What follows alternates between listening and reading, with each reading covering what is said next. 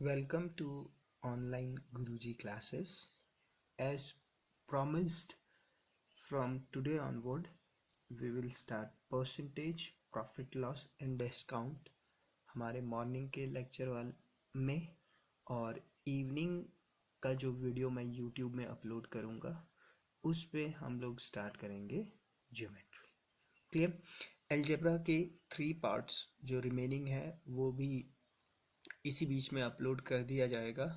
अभी slow internet connection के कारण मैं वीडियो अपलोड नहीं कर पा रहा हूँ, उसके लिए सॉरी। ओके, बाकी जो लोग ये लेक्चर सीरीज़ हमारा पहली बार देख रहे हैं उन लोगों से रिक्वेस्ट है कि आप मेरे फेसबुक ग्रुप ऑनलाइन गुरुजी में मुझे ज्वाइन कर सकते हैं।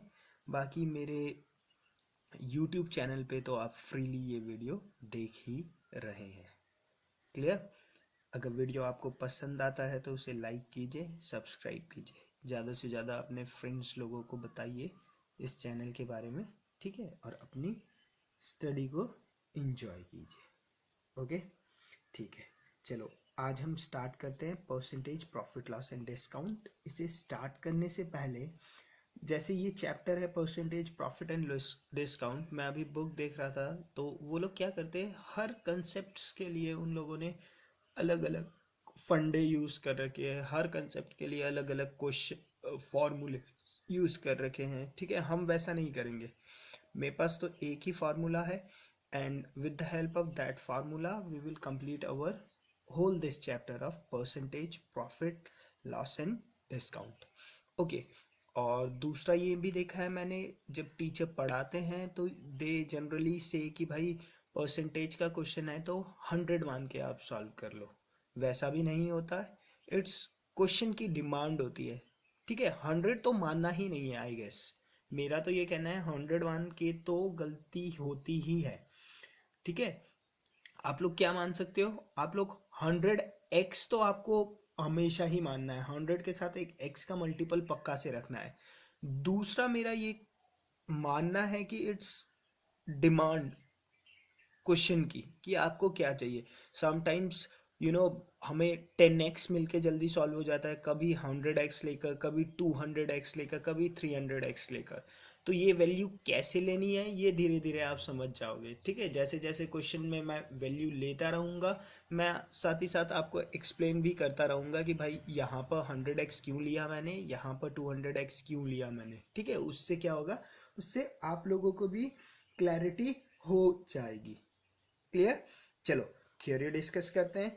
ठीक है, परसेंटेज की अपनी तो कोई थ्योरी नहीं है। ठीक है, एक फॉर्मूला है वही यहाँ पर अप्लीकेबल होगा। हाँ, प्रॉफिट लॉस एंड डिस्काउंट पे आई गेस दो चार चीज मैं आप लोगों से डिस्कस करना चाहता हूँ। ठीक है, ताकि जब क्वेश्चंस में आए तो आपको प्रॉब्लम ना हो। क्लियर? बेसिक सी चीजें हैं आई गेस, क्लास 6 7 पे भी आप लोगों ने पढ़ाई होगा। और डेली आप परसेंटेज का कंसेप्ट तो यूज करते ही हो, शोरूम में जाते हो वहाँ लिखा होता है 50% डिस्काउंट, 80% डिस्काउंट, 20+20% डिस्काउंट। तो आपके दिमाग में प्राइस तो उसी टाइम कैलकुलेट हो जाता है, यार जूते में 50% का डिस्काउंट है, चलो तो 2,000 का जूता 1,000 में मिल जाएगा। ठीक है, मॉल पे घूमते हो तो परसेंटेज ही देखते रहते हो। क्लियर?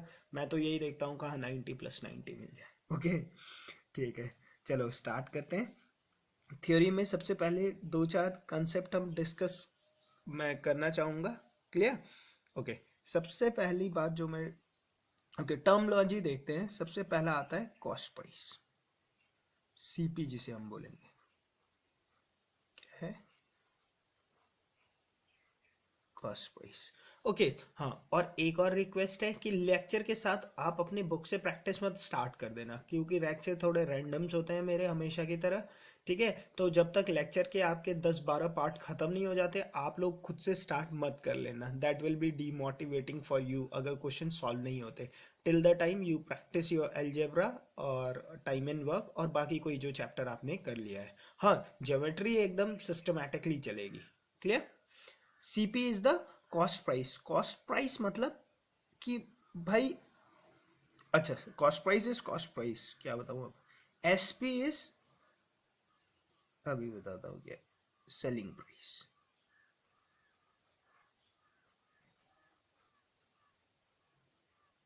ठीक है। कॉस्ट प्राइस मतलब बोलूं तो जो आर्टिकल का एक्चुअल प्राइस है, अगर आप ही मैन्युफैक्चरर हो, अगर आप ही वो आर्टिकल बना रहे हो, ठीक है, तो जितने में आपको वो आर्टिकल पड़ा, ठीक है, अगर आप ही मैन्युफैक्चरर यूनिट हो तो आपको उस आर्टिकल बनाने में कितना पैसा लगा, that is your cost price. ठीक है। सेलिंग प्राइस मतलब आपने वो आर्टिकल कितने में बेचा, that is your selling price. Clear. Cost price समझ में आ गया, सेलिंग प्राइस समझ में आ गया। ठीक है। अब दो केस हो सकते हैं, देखो।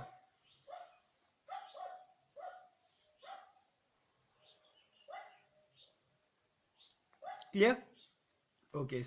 एक केस ये हो सकता है कि भाई मेरा selling price is greater than my cost price. इसका मतलब मैंने आर्टिकल को जितने में बेचा वो क्या था, उसका जो प्राइस था, एक्चुअल प्राइस था, उससे ज्यादा था। दूसरा ये केस हो सकता है कि जब cost price is greater than selling price, cost price ज्यादा हो जाए उसके बेचने के प्राइस से। ठीक है। तो देखो, अगर सेलिंग प्राइस, मैंने मेरे पास कोई आर्टिकल मैंने 100 रुपए का खरीदा और आगे वो आर्टिकल मैंने 120 रुपए में बेच दिया, तो मेरे लिए तो कॉस्ट प्राइस क्या था, जो मैंने जो खरीदा था, मैंने तो 100 रुपए में खरीदा था, तो मेरे लिए कॉस्ट प्राइस क्या था, 100 रुपए। और वो आर्टिकल मैं 120 रुपए में बेच रहा हूँ, तो सेलिंग प्राइस क्या होगी मेरे लिए, 20 रुपए। तो मेरा सेलिंग प्राइस मेरे कॉस्ट प्राइस से अगर बड़ा होता है तो उस केस में क्या होता है, मुझे प्रॉफिट होता है। क्लियर। और अगर मेरा कॉस्ट प्राइस मेरे सेलिंग प्राइस से बड़ा होता है तो उस केस में क्या होता है, मुझे लॉस होता है। क्लियर। अगर आपसे कोई पूछे कि भाई कितने का प्रॉफिट हुआ, तो कितने का प्रॉफिट हुआ, देखो, profit is equal to selling price minus cost price. Clear. और सीपी, अगर लॉस हुआ है तो लॉस कितने का होगा, लॉस होगा आपका cost price minus selling price. ये भी समझ लो आप, मान लो मैंने एक आर्टिकल 100 रुपए का खरीदा था, ठीक है, और मैंने उस आर्टिकल को आगे बेचा 80 रुपए में, तो मेरे लिए तो कॉस्ट प्राइस क्या रही उसकी, 100 रुपए रही ना। मैंने तो 100 रुपए में खरीदा था और मैंने उसे आगे कितने में बेच दिया, 80 रुपए में बेच दिया। ठीक है, तो मैं तो लॉस में ही रहा। कितने का लॉस हुआ मुझे, 20 रुपए का। यहां पर देख लो, कॉस्ट प्राइस कितना है, 100, सेलिंग प्राइस कितना है, 80, तो लॉस कितने का हो गया, 20 रुपीज का। क्लियर। ये प्रॉफिट हो गया, ये लॉस हो गया। क्लियर। उसके बाद एक चीज ये बहुत इंपॉर्टेंट है, इसे याद रखना, प्रॉफिट परसेंटेज क्या होता है, प्रॉफिट परसेंटेज। प्रॉफिट परसेंटेज क्या होगा, equal to profit upon cost price into 100। Clear. और लॉस परसेंटेज क्या होगा,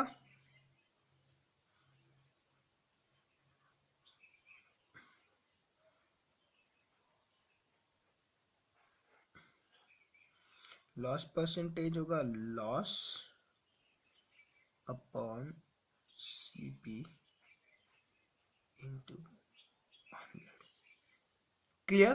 profit percentage is equal to profit into 100 over CP. CP is your cost price, loss percentage is loss upon CP into 100। अच्छा, ध्यान रखना यहाँ पे, profit percentage और loss percentage दोनों आपके कॉस्ट प्राइस के ऊपर कैलकुलेट किया जाता है। क्लियर। यही क्वेश्चन यहाँ से एक बहुत ही ट्रिकी क्वेश्चन बनता है। ठीक है, सीजीएल में अभी तक पूछा नहीं गया आई गेस, बट बहुत ही एक ट्रिकी क्वेश्चन बनता है। ठीक है, तो ये बात हमें वो मैं डिस्कस करूंगा लेक्चर में आगे, बट ये बात आप ध्यान रखना कि जो प्रॉफिट परसेंटेज है और लॉस परसेंटेज है, दोनों क्या होता है, कॉस्ट प्राइस पे ही कैलकुलेट किया जाता है, उनके सेलिंग प्राइस पे मत कर देना कैलकुलेट। क्लियर। क्लियर। ओके। एक और टर्मिनोलॉजी यूज होती है उसमें, इस पे इसे हम बोलते हैं एमपी, मार्क्ड प्राइस।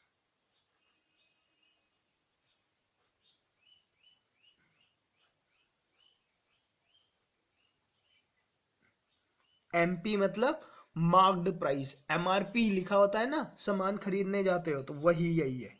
एमआरपी जो होता है मार्क्ड प्राइस। क्लियर? एमपी क्या होता है? मार्क्ड प्राइस होता है। क्लियर? देखो, cost price, selling price, marked price. Clear?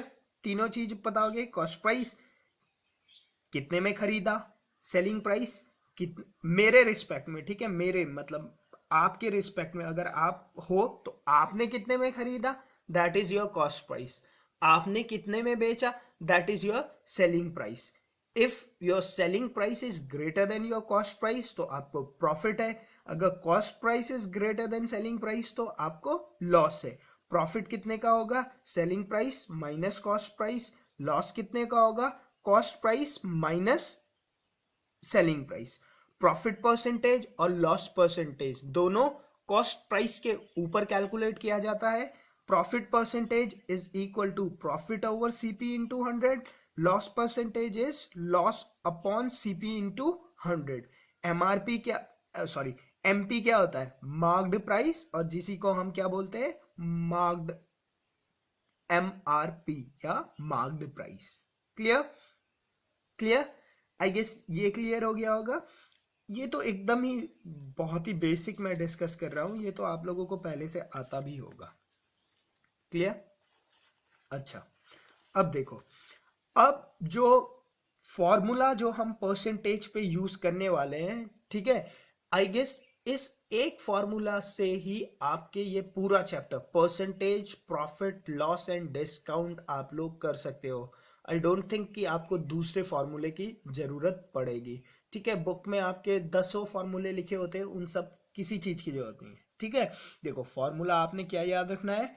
आपने याद रखना है final quantity is equal to initial quantity bracket 1 plus minus. ठीक है, प्लस तब होगा जब आपको प्रॉफिट या गेन होगा। ठीक है, मैं लिख देता हूं गेन, स्लैश। नेगेटिव तब होगा जब आपको क्या होगा? लॉस होगा अपॉन 100 की पावर n।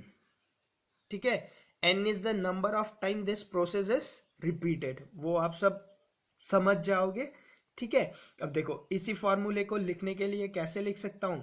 देखो, अगर एक आर्टिकल है,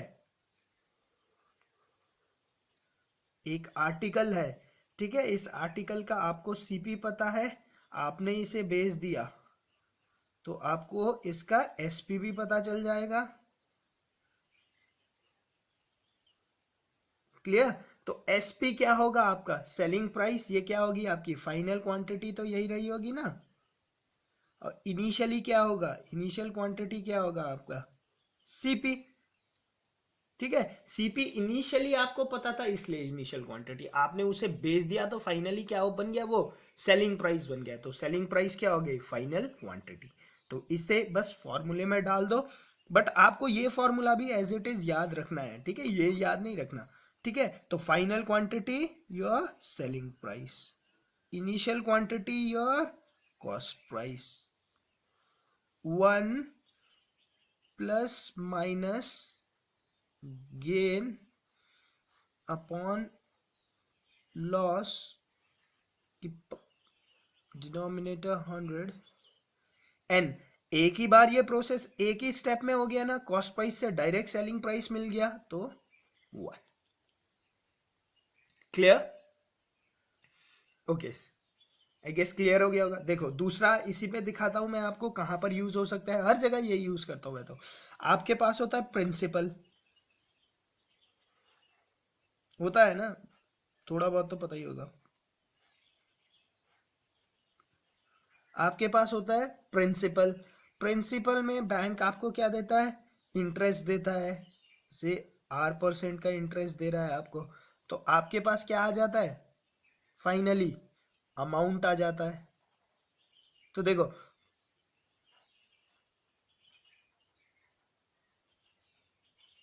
तो देखो प्रिंसिपल क्या था, इनिशियली था आपके पास इनिशियल क्वांटिटी, रेट लगने के बाद फाइनली आपको क्या मिला, अमाउंट मिला, तो ये क्या हो गया आपका फाइनल क्वांटिटी। तो अगर आप इसे फॉर्मूले में डालो तो देखो आपके पास आ जाएगा भाई my amount is equal to principal 1। अब क्यों, क्योंकि यहाँ पे बैंक पे तो R% का फायदा हो रहा है आपको, तो यहाँ पे प्लस R अपॉन 100 की पावर n। क्लियर। अब जब हम चैप्टर पढ़ेंगे कंपाउंड इंटरेस्ट तो उस पे हम इस फॉर्मूले का यूज करेंगे। क्लियर। इसका मतलब अगर आपका ये फॉर्मूला का कंसेप्ट क्लियर है, final quantity is equal to initial quantity 1 plus minus gain over gain या लॉस अपॉन 100। अगर गेन हो रहा है तो पॉजिटिव, लॉस हो रहा है तो नेगेटिव। एन बताता है आपको नंबर ऑफ स्टेप। अगर आपको ये बात की क्लैरिटी बन गई है तो आई गेस आपका profit loss discount percentage simple compound interest, ठीक है, बाकी मिक्सचर में भी बहुत यूज होंगे ये कंसेप्ट, ठीक है, ये सारे चैप्टर आप बहुत ही आराम से खत्म कर सकते हैं। क्लियर। बेसिक चैप्टर्स है ये तो आपके, बट हाँ CGL मेंस पे you can expect around 20-25 questions more than this, ठीक है, 30 क्वेश्चन के आसपास आप एक्सपेक्ट कर सकते हो कि इन टॉपिक से पूछा जाता है, और बहुत ही सिंपल होते हैं, ट्रस्ट मी। अगर आप मेरे सारे लेक्चर्स को मेरे साथ फॉलो करते हैं, ठीक है, तो आपके लिए कोई बड़ी इशू नहीं होगी कोई भी क्वेश्चन को सॉल्व करने के लिए। क्लियर। अच्छा, एक और कंसेप्ट आपका बच जाता है, ठीक है, उसके बाद हम क्वेश्चन स्टार्ट कर सकते हैं, बस थ्योरी इतनी ही है, ठीक है। एक और है कि भाई कॉस्ट प्राइस, सेलिंग प्राइस और मार्क प्राइस। क्लियर। इन तीनों के बीच पे रिलेशन निकालना।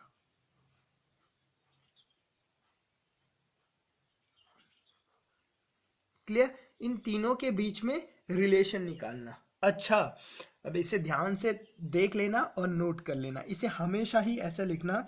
देखो सबसे पहले लिखना कॉस्ट प्राइस, थोड़ा सा स्पेस देकर लिखना सेलिंग प्राइस, थोड़ा सा स्पेस देकर लिखना mark price. Clear. Clear. Cost price मतलब कितने में बेचा, मार्क प्राइस मतलब उसकी कीमत क्या लगाई आपने, और सेलिंग प्राइस क्या है, उसे फाइनली कितने में बेचा। क्लियर। डिस्काउंट का जो कंसेप्ट होता है यहीं पर आपको क्लियर हो जाएगा, डिस्काउंट। वैसे तो ये कंसेप्ट मैं क्वेश्चन में भी क्लियर कर सकता हूं, बट मैं आपको यहां पर बता रहा हूं। क्लियर। एक सामान था, उसके कॉस्ट प्राइस को आप क्या करते हो, कॉस्ट प्राइस से हमेशा मार्क प्राइस की तरफ जाते हैं। क्लियर। और इसे बोलते हैं मैं मार्कअप बोलते हैं, क्या बोलते हैं, मार्क अप। ठीक है। और एमपी से मार्क प्राइस से आप क्या है, सेलिंग प्राइस की तरफ आते हो। क्लियर। और इसे यहां पर इस प्रोसेस को बोला जाता है डिस्काउंट। और सीपी से डायरेक्ट एसपी भी आप जा सकते हो। बस ये फ्लो याद रखिए, ठीक है। अभी हम इस कंसेप्ट के ऊपर क्वेश्चंस करेंगे तो उससे आपको ये एकदम क्लैरिटी हो जाएगी कि भाई ये ग्राफ से मैं आपको क्या बताना चाहता हूँ। कॉस्ट प्राइस से आप मार्कअप पे जाते हो, ठीक है, मार्केट प्राइस या एमआरपी में आप डिस्काउंट देकर सेलिंग प्राइस लेते हो। क्लियर। क्लियर। इस चीज को आप याद रखना। क्लियर। देखो आज आज हमने थ्योरी किया है, तो इसके साथ के एक